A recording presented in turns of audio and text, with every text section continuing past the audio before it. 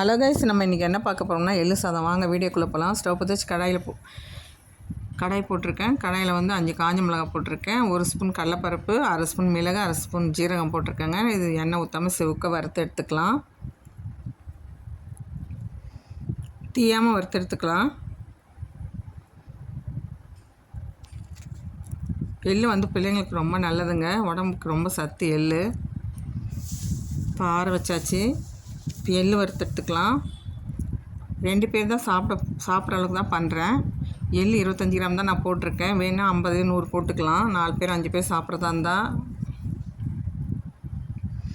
எள்ளு பொரிஞ்சு வரட்டும், அப்போ தான் நல்லா வாசனையாக இருக்கும். இப்போ எள்ளு ஆற வச்சாச்சு. நல்லெண்ணெய் கொஞ்சம் ஊற்றிக்கிறேன். கொஞ்சம் கடுகு போட்டுக்கலாம்.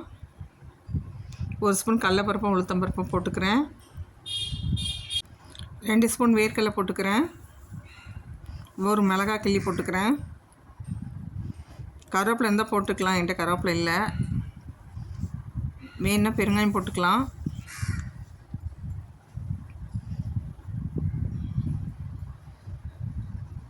நல்லா செவந்து வரட்டும். இப்போ நல்லா செவந்துடுது. இப்போ சாதத்தை போட்டுக்கலாம்.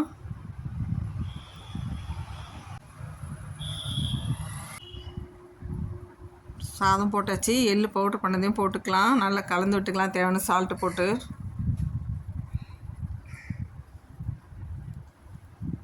நல்லா கலந்தாச்சு. சாப்பாடு எள்ளு சாதம் இப்போ ரெடி ஆகிடுச்சுங்க. நீங்களே ட்ரை பண்ணி பாருங்கள். இந்த வீடியோ உங்களுக்கு பிடிச்சிருந்தால் லைக் பண்ணுங்கள், சப்ஸ்கிரைப் பண்ணுங்கள், கமெண்ட் பண்ணுங்கள். Thank you friends.